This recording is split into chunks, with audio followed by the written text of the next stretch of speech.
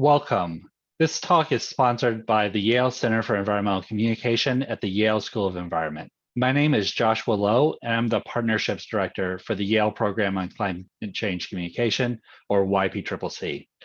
I'm so excited for today's panel, talking about how to translate research into action and power for environmental justice organizations. We have a rock star panel. I'm frankly kind of giddy, but I have some housekeeping to do first. Based at the Yale School of Environment, the Center for Environmental Communication, YPCCC for short, focuses on 4 areas. We conduct research on the psychological, cultural, and political factors that influence environmental attitudes and behavior. Second, we teach students and train working professionals. Third, we convene a global network of climate communication scholars and practitioners. And finally, we inform and engage the public through environmental journalism, including Yale Climate Connections, a climate-focused news service that engages many thousands of people every day and includes a short daily radio story that airs on more than 680 stations nationwide. And there's a podcast that you can subscribe to in your podcast app that is a great little tidbit of environmental news every day. Some logistics. The chat is closed. Please use the question and answer feature at the bottom of your screen to ask questions and to upvote other people's questions. We have folks monitoring the questions, so be assured that your question will be seen. We will make a recording of today's conversation available on our website and send it to everyone who is registered. Today's talk will be moderated by Professor Gerald Torres.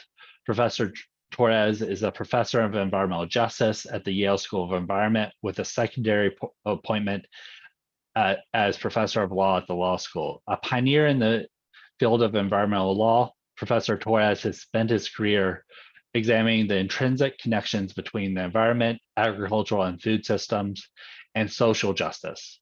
His research is into how race and ethnicity impact environmental policy has been influential in the emergence and evolution of the field of environmental justice. His work also includes the study of conflicts over resource management between Native American tribes, states, and federal governments. Previously, Torres taught at the Cornell Law School, the University of Texas Law School, and the University of Minnesota Law School, serving as associate dean at both.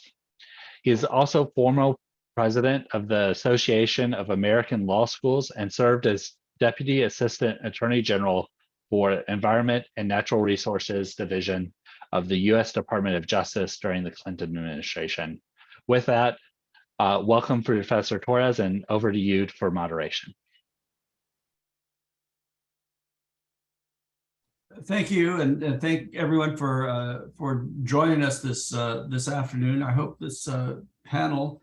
I know this panel is going to be excellent. I hope that you get everything you're out. Be sure to put your questions in the question and answer using the question and answer function. We'll try to get to those at the end if we have time. Let me go ahead and introduce the panel in the order in which they'll be speaking.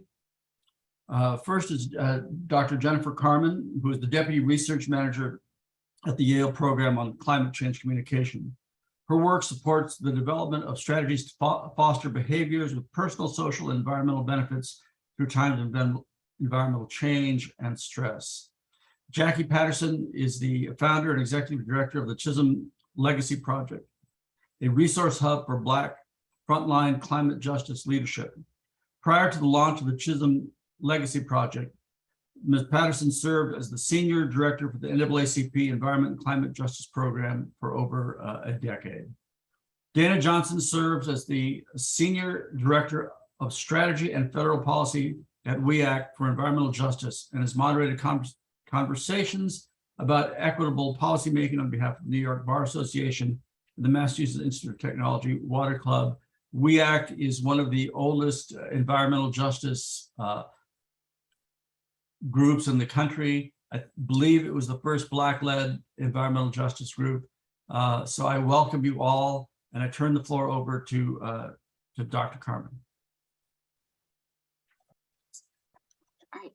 Thank you so much, Professor Torres, for introducing me, and thank you to my fellow panelists for joining me today. I'm really honored to be here.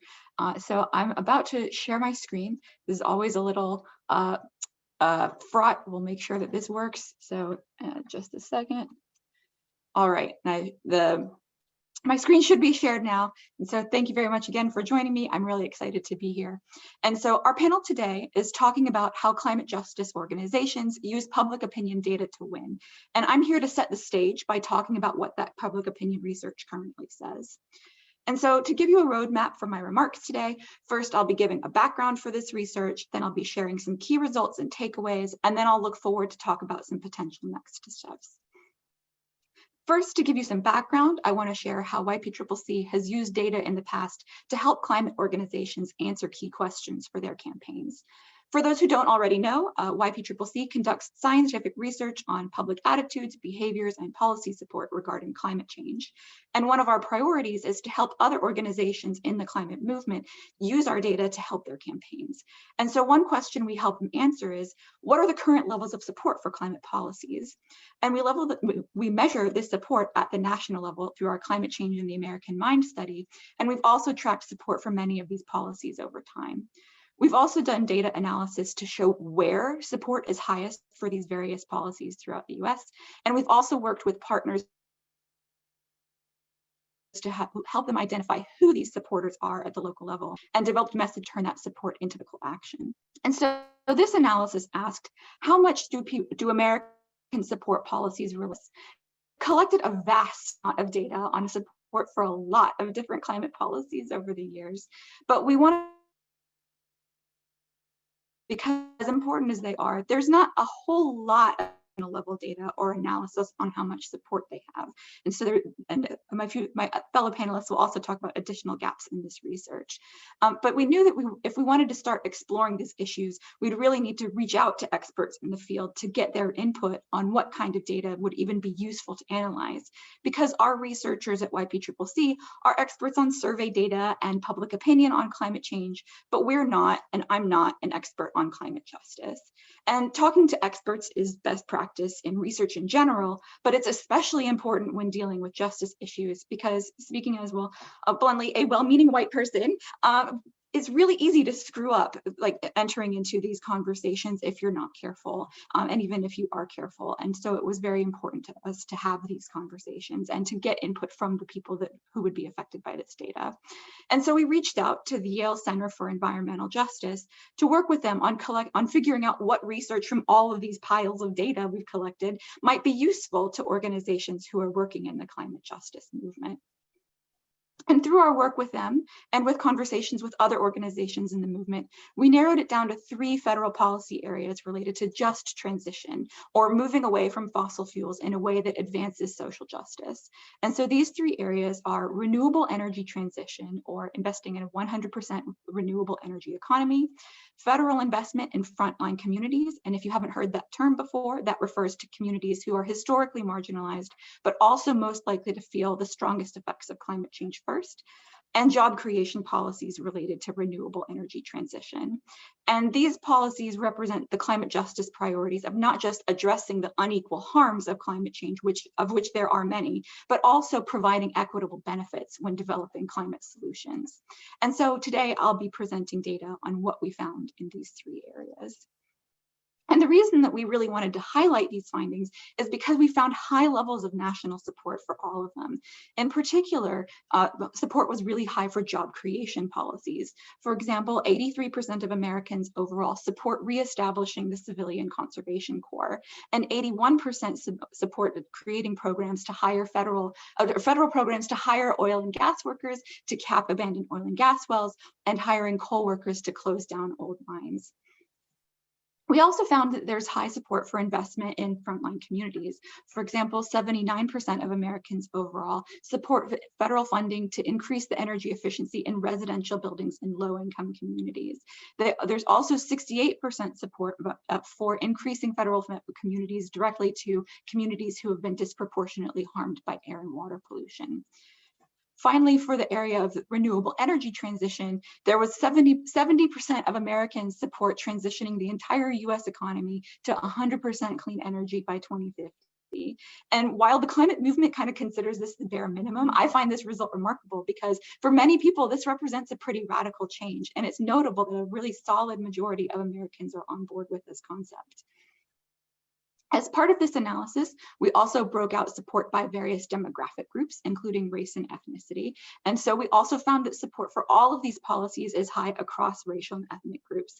And particularly, I want to highlight white people because one misperception is that these policies are not politically feasible because white people don't support them bluntly. And our results show that that's not true, that majorities of people even support these policies such as renewable energy transition and investment in frontline communities.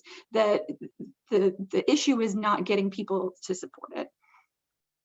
We also conducted analysis to look by the differences by political party, and we found that there's actually bipartisan support for many of these policies, and particularly the policies that create benefits. As I say up in the headline, Republicans support policies for job creation and energy efficiency. And as you can see, Democrats support everything. This is not necessarily surprising because Democrats have really strong support for climate policies across the board.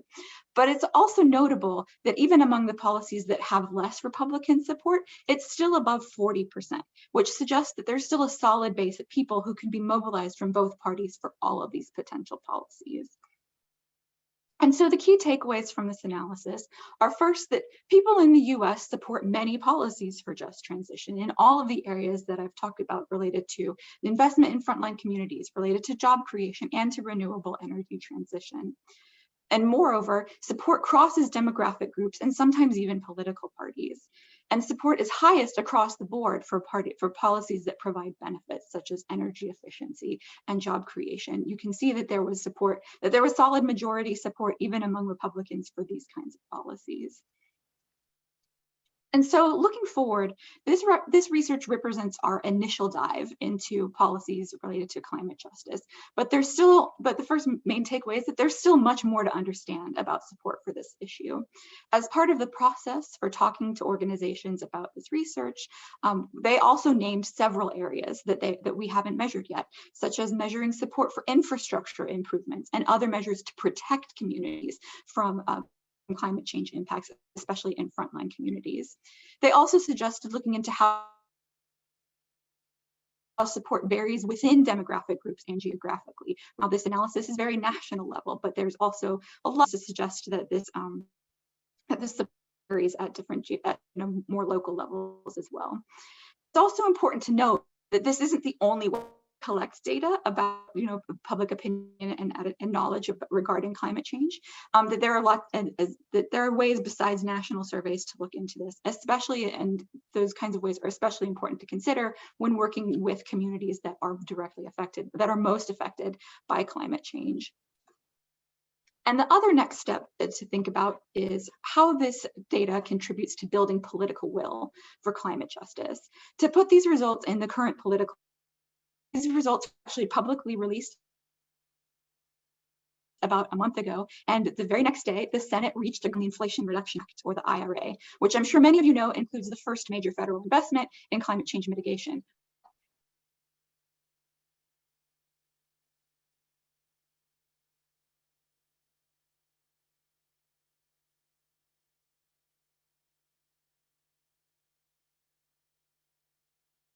Support for many of these policies. Results. Several major climate organizations. Keep that in mind as we plan next steps and think about what to do going forward. And that brings to this data because of building political will. For me, the IRA was kind of yet another reminder that just because the public supports something doesn't mean that it will be law.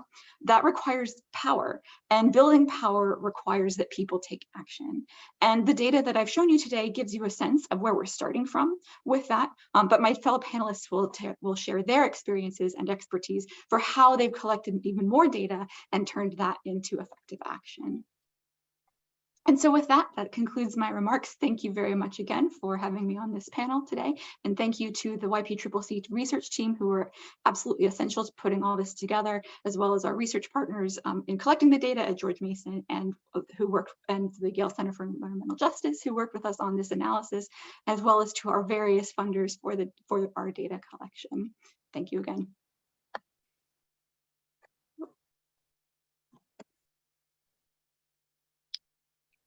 Oh, just go. Okay. Okay. All right. So thank you so much. I will just get started. I'm really honored to be a part of this conversation today, and really appreciate Jennifer's sharing of the results of the data and also reading the report myself. In the past, I've used public opinion, and we have used public opinion advocacy to deepen our understanding in order to enable us to go beyond the choir, because sometimes in the work that we're doing, we're insulated with those that we engage with on a day-to-day basis.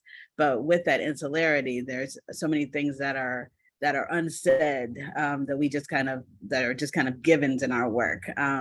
For us, it's a given that we have to transition to clean energy. For us, it's a given that climate change is a thing.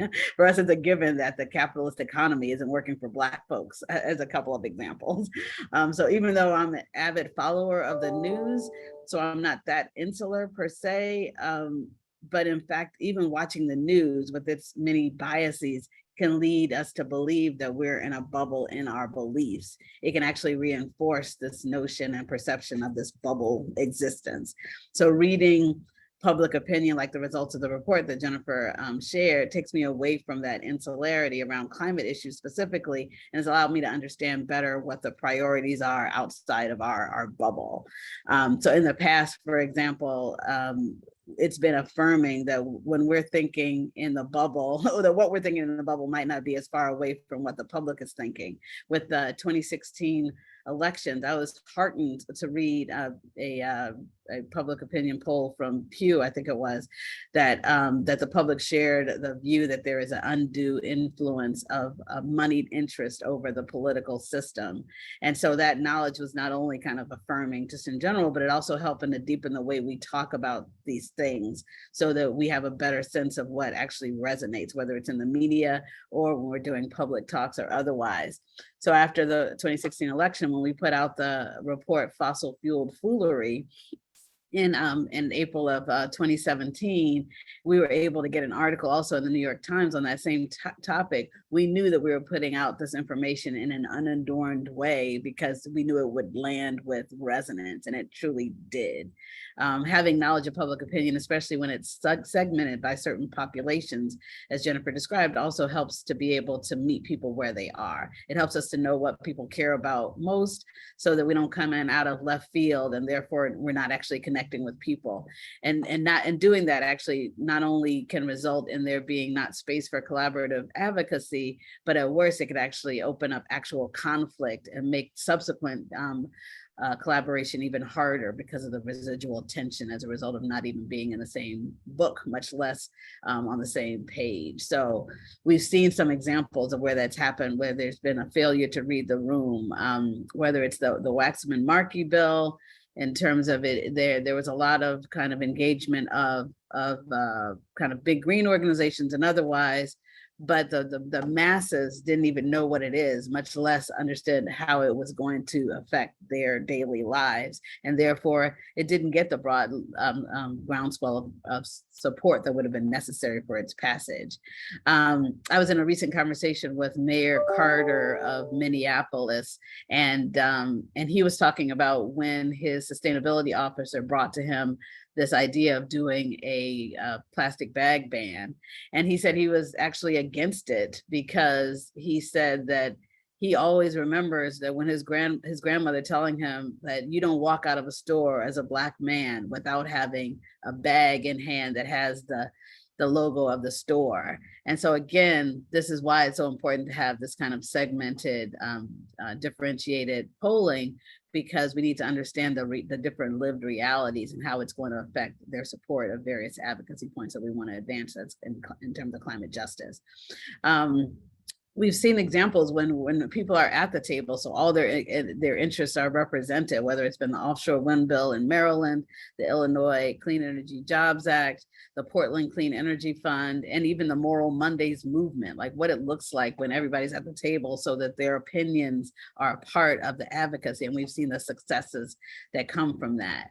We also see what happens when there's kind of at least informed engagement when you're going into a setting, and when you've been able to kind of plan around multi-solving as a result. When we were going as the NAACP going in to meet with our branch in Seattle, they knew we were from the Environmental and Climate Justice Program. They're like, yeah, we care about the birds and the bees and the trees and the polar bears, but what we're dealing with is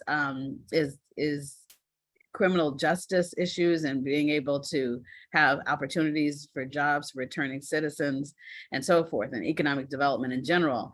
And so having done our kind of homework, we knew that going in. So we said, as a matter of fact, we actually have a project that we'd love for you to consider piloting on training formerly incarcerated persons on energy efficiency retrofits and clean and solar installations as job creation, as economic development, and as even helping the community in terms of their household costs. And they were all over it because it was something that brought in the sustainability goals, but also really resonated with what they were already dealing with. It was a multi-solving approach.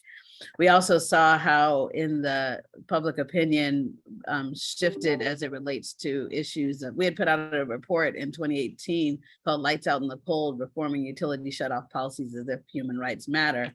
And at the time, certainly people were interested, people were sympathetic, but when COVID-19 came along, there was a resurgence of interest in that report because there was an interest in, there were people who were dealing with shutoffs in real time, and it was more of a general kind of experience. And so public opinion was definitely much more focused on this issue. And so people kind of pick that up and put it back in the public sphere in response to that heightened interest. So there was a question around kind of what the gaps might be as we think about data. So we know that data is differentiated. We saw in Jennifer's report about the data that was differentiated by race, and we see often in reports where it's differentiated by rural and urban. It would be helpful if we actually then started to slice these things together. So like, what about the racial breakdown in folks in rural areas? What about the racial breakdown in folks in urban areas in terms of opinions? We know also, as we think about differentiation by age, how about differentiation by race and age as well? So what do Black youth think? What do Latino youth think? What do Indigenous youth think?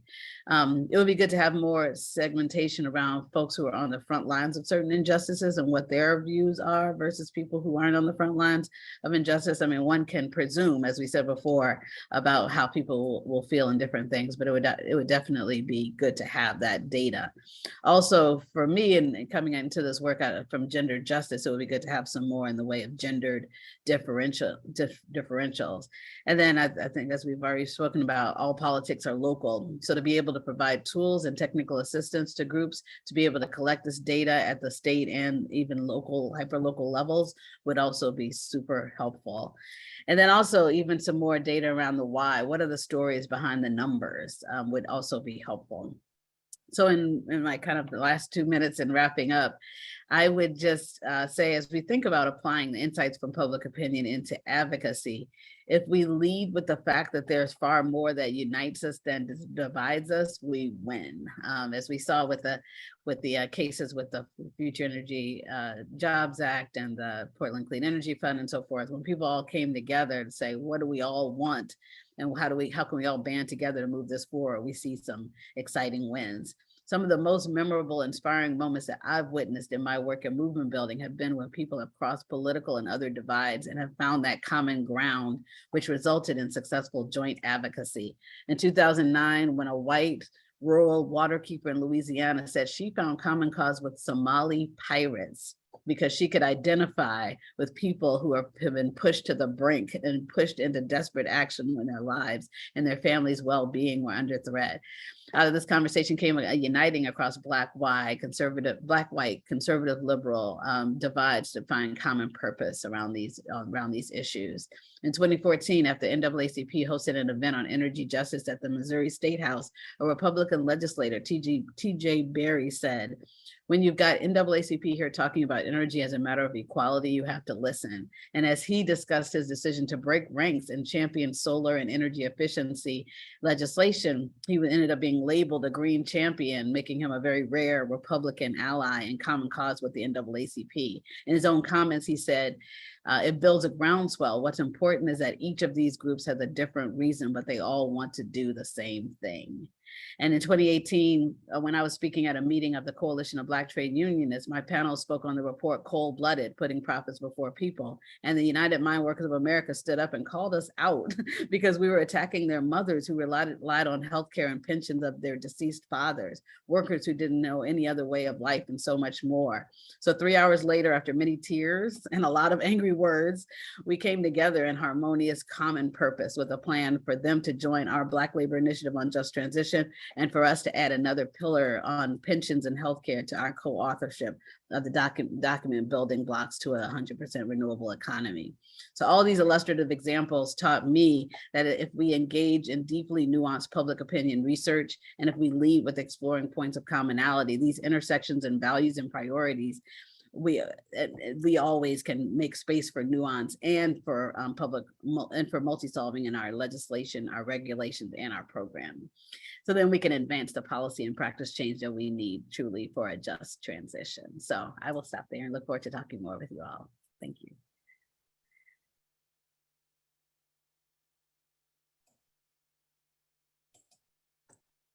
Thank you so much, Jackie and Jennifer. I feel really inspired and connected to what you have shared so far.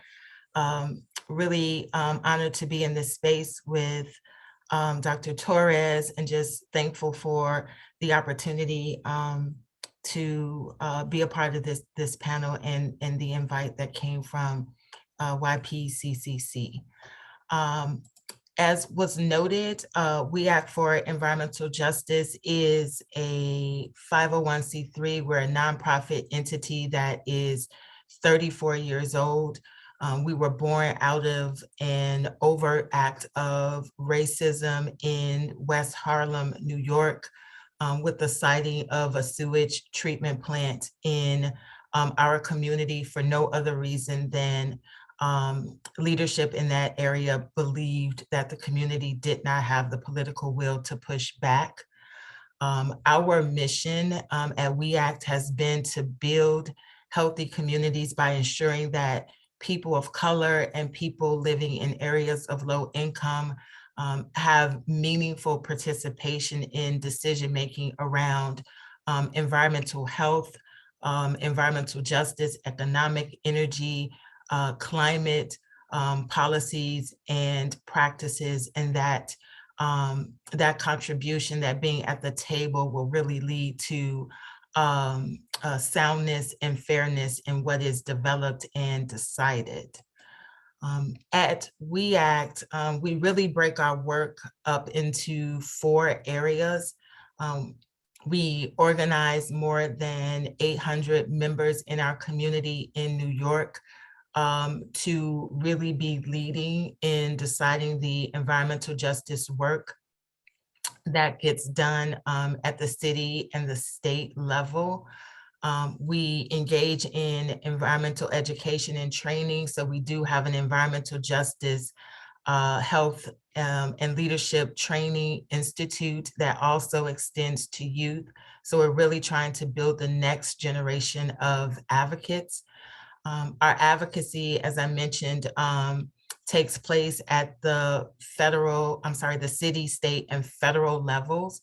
I have the honor of leading our federal advocacy work here in Washington, D.C.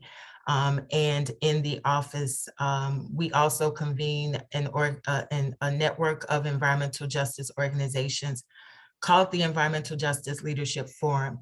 and that is about 50 EJ orgs. They represent 21 states. Those states are blue, red, purple, and we really work to ensure that their interests are represented in federal policymaking. And then the final place where we do our work is around research. And we engage in community-based participatory research.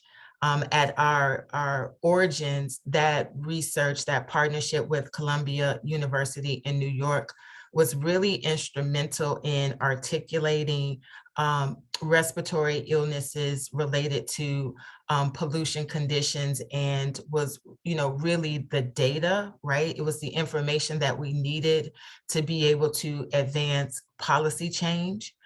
In 1994, Peggy Shepard, co-founder and our current executive director, talked about at the same time that Executive Order 12898 was being signed by then President Bill Clinton around environmental justice, the National Institutes of Environmental Health was holding a symposium where they invited, I think it was somewhere between like 400 and 1,100, I know that's a big gap, advocates in the space, talking about how communities can really be a part of research agendas that were being developed.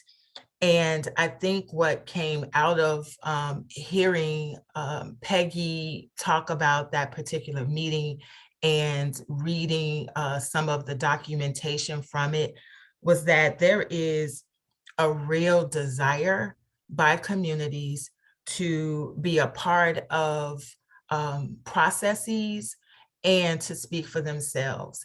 And so if that process is, data-driven, so articulating and defining problems and developing solutions to them, if it is deciding on policy and practices, communities have a real desire to be at the forefront of that. And so when, at least under my leadership and tenure of our federal and national work at We Act, we did a couple of things in the space of public polling. And I think I want to sort of set the context for it.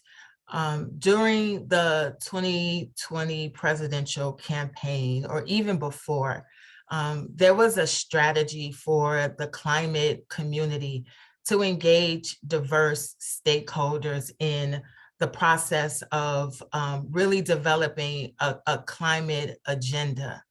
And out of that, environmental justice really rose to the top. But I think one of the unintended consequences of sort of bringing together these various movements, whether it was, combining the progressive and the reproductive and the gender rights and environmental justice and climate justice communities, the movements in some ways felt co-opted, and it was no longer the people who, if you think about We Act's tenure, we've been in existence for 34 years. We weren't, there were instances where people were actually speaking for us. And that felt very much in opposition to the principles of environmental justice, self-determination, people being able to speak for themselves. And so it became an organizational passion and my personal mission, quite frankly, to reverse that. I wanted people to be heard. And so one of the first things that we did in October of 2020, we partnered with a national group. So we partnered with the Environmental Defense Fund to do some polling around environmental justice issues. That poll was facilitated by Morning Consult, and it was designed to look at awareness between races and ethnicities of climate change, pollution, and other equity issues as it related to, including redlining, for an example. And we had some interesting results. The first was there was a huge amount of data that showed Black, Latino, and low-income communities faced higher levels of air pollution, but and had a really high awareness of it. But when you looked at many white Americans, there was not a recognition of that disparity.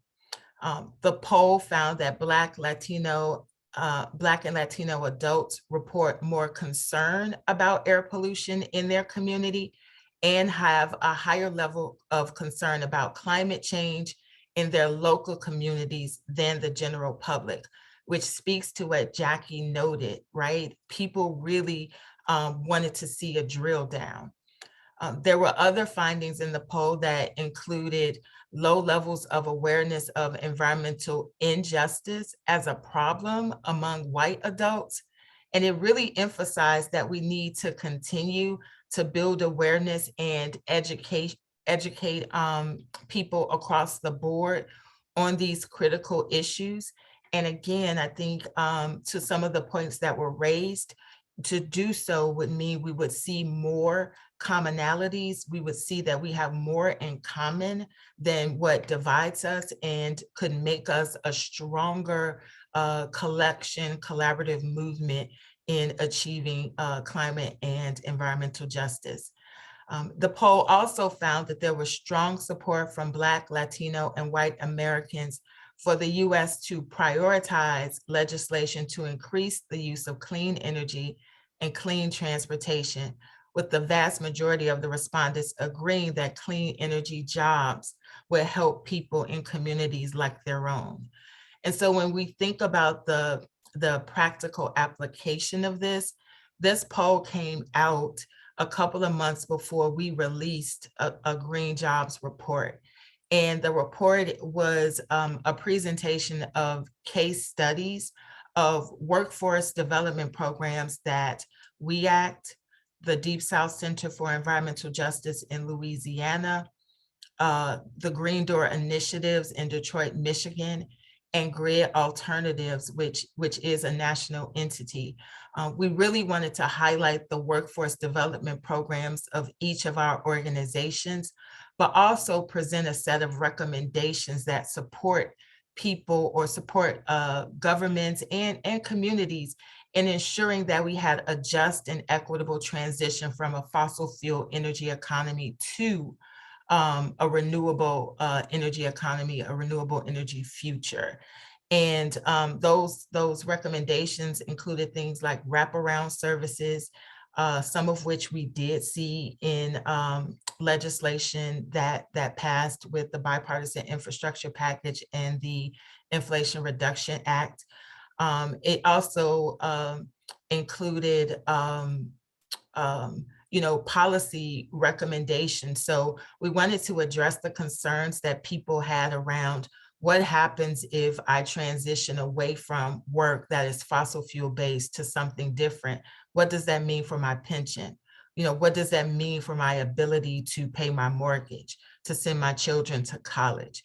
And we wanted to have the data that we needed to uplift those issues. One other poll I wanted to bring to your attention that we worked on in partnership with Third Way and Green Latinos was at a point when it became really clear that, frankly, partisanship at the federal level was standing in the way of us passing meaningful climate and environmental justice policies. And so in December 2021, we did a poll that really was designed to uplift thinking from Black and Latino communities around climate change policy. What did we need to be able to really speak with legislators in a meaningful way about the changes that people wanted to see?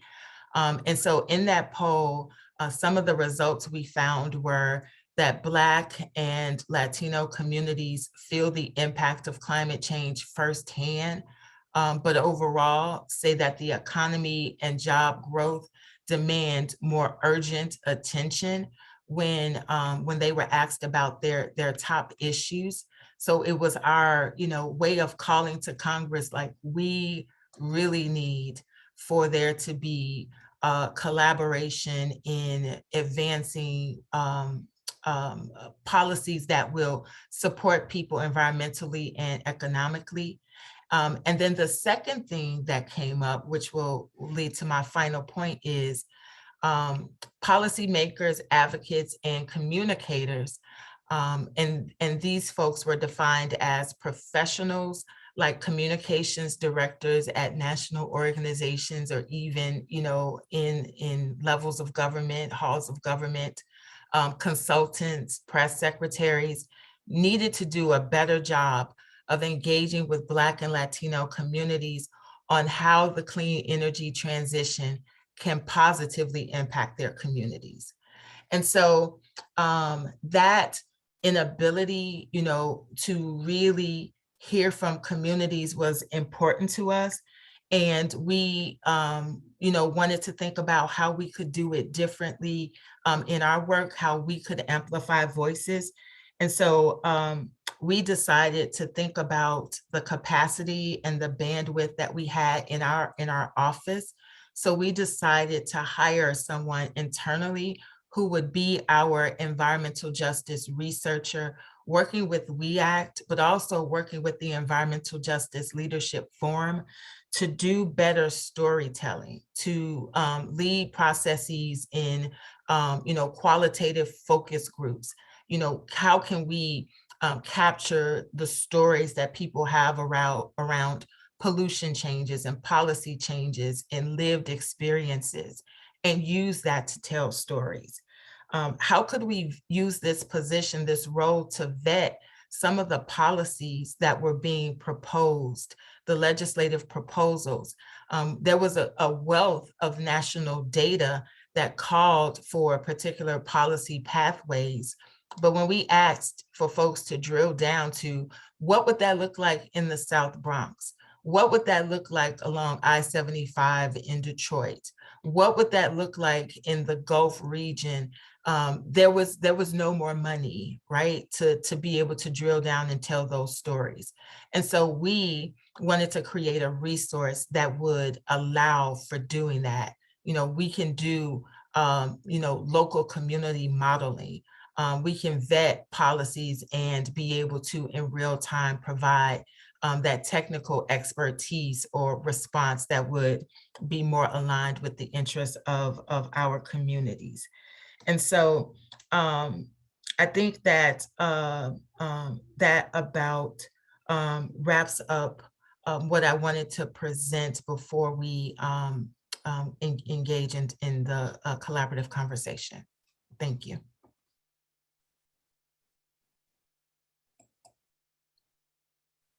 Thank you all.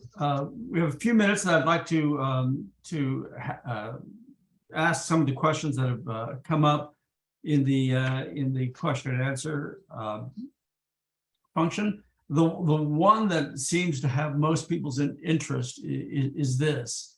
Have you conducted any research following up on the support dimension, on people's willingness or level of support for various sacrifices, short-term costs for climate mitigation, adaptation, transition, such as increasing taxes, redistribution of government revenues, time needed for job transitions, loss of local identity in mining communities, et cetera.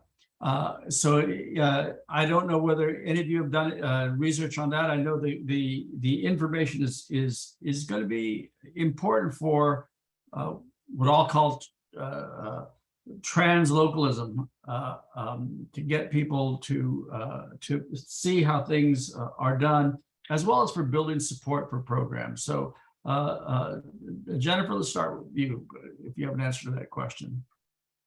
Sure. The short answer is yes. We have done, like I said, we've done so many policy support like studies over the years. The one that pops immediately to my mind is support for a carbon tax. But there are other kind of like, actually, also one that's interesting is that when we originally asked the question about the renewable energy transition, we asked it one way of like transitioning the economy to 100% clean energy. And then we had another question that said eliminating fossil fuels entirely from the economy. And we found that these kind of sacrifice wordings and sacrifice kind of phrasings, like they generally have lower support than policies that provide benefits. That doesn't necessarily mean that it goes from like 90% to 0% or anything like that, but it is a noticeable difference. And so that's why we tend to emphasize like the benefits and the positive things, but and that's usually a better strategy. But talking about sacrifice, like it resonates certainly with some audiences. And I don't like, there's also the part of me that's just like, well, there's willingness to sacrifice and then there's actually making sacrifice, and like, and who are the like, and there are certainly audiences that have been unwillingly making sacrifices already, and so it's important to incorporate. I don't know how to ask that in a survey question necessarily, and maybe that has to do with like redressing harm, but I think that that's also a really important dimension when thinking about asking those kinds of questions as well. Jackie, what are your views? Thank you. Yeah, so I pretty much agree that that I was at a talk once and someone said it's not like we have to drink warm beer and take cold showers, but so I think that that there is a level of in some ways there are sacrifices that will need to be made, and there's some kind of reconfiguring of our economy that we need to think about that actually would mitigate the level of sacrifice that would be necessary. And I guess the question is whether we can build the political will to do this reevaluation and restructuring of our economy as a whole, and really think about what our overarching spending priorities are and who does need to sacrifice. Is it the profits of energy companies that are making billions of dollars in profit? Does that need to be sacrificed, versus kind of us as the public sacrificing? And so I think that's really the question that we need to get into, is how much political will we can garner to make sure that those who are quote unquote sacrificing are those who are living the lives of luxury and excess at the expense of the masses. Well, let me ask a related question, and Dana, I'll turn to you for this. Climate justice advocates have used different words for the shift they advocate for: the green economy, the just transition, the Green New Deal, Build Back Better, et cetera. Have studies found, or has your organization found, that some of these messages resonate better than others?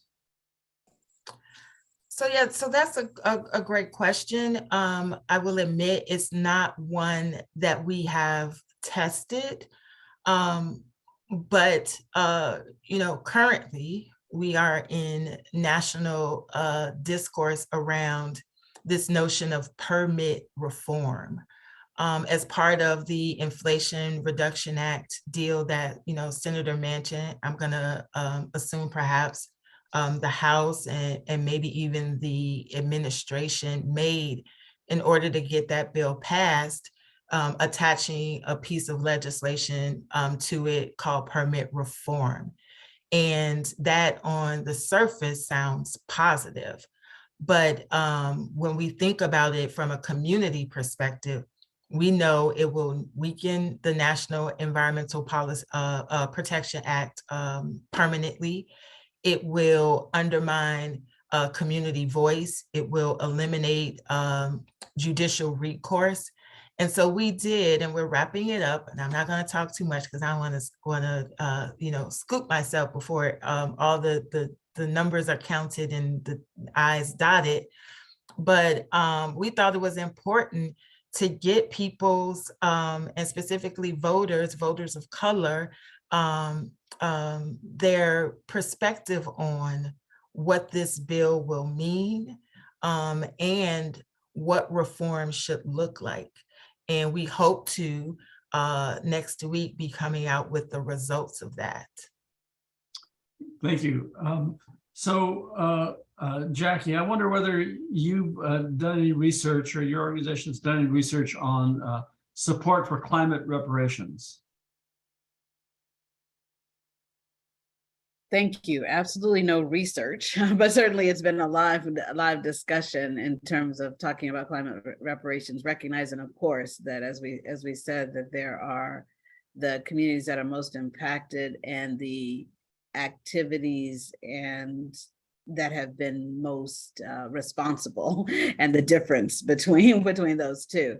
And so the activities and the actors that have been most responsible. And so we've talked about also, of course, done the analysis on the historical underpinnings of the vulnerabilities that certain communities hold. And then we can't just kind of start as if we're starting from scratch when we know that there are those historical underpinnings that result in differential placement in flood zones, that result in differential placement in places that are next to toxic facilities and so forth.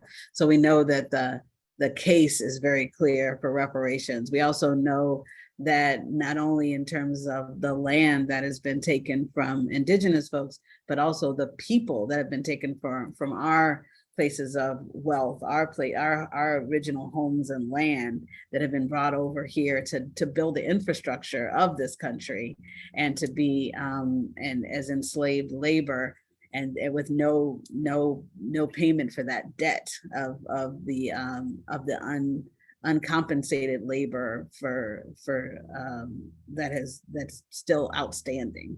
So all of that is very clear in terms of that research, but in terms of kind of public opinion around climate reparations, we know what our opinions are around reparations, but not so much in terms of research on public opinion. Thank you. Jennifer? I saw that question and I was like, oh, I would be so fascinated to ask it, because I think that how it's asked will get you a lot of different kinds of responses as well. Like Jackie was saying, I think that especially for people who have been most affected, and who know the case, like I think that there will definitely be a strong base of support for it. I think, but we haven't actually measured it.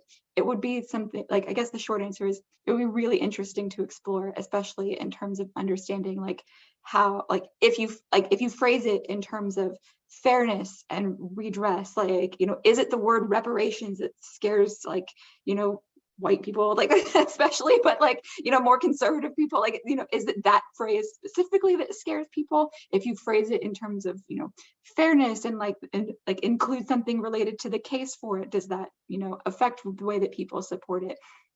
I think it's a definitely really interesting area to explore, but yeah, the short answer is no, we don't have data on that yet. Dana, has WEAC done any work on that area? We have not done any work in that space. Well, I appreciate that. I mean, it's a complicated question. You come to the Global Conference on Environmental Justice next month here at YSE. We're going to talk about that. But in any event, sorry for the shameless plug. But one of the questions that's asked is how the current discussions about environmental justice are going to impact the midterm elections. You guys have any sense about that? I know that's kind of seems like it's from left field, but anyone want to volunteer? Dana? So I think that centering environmental justice in how the federal government is run and in legislative processes in Congress is a really, really, really big task that will take a lot to move forward. And I think that in an effort to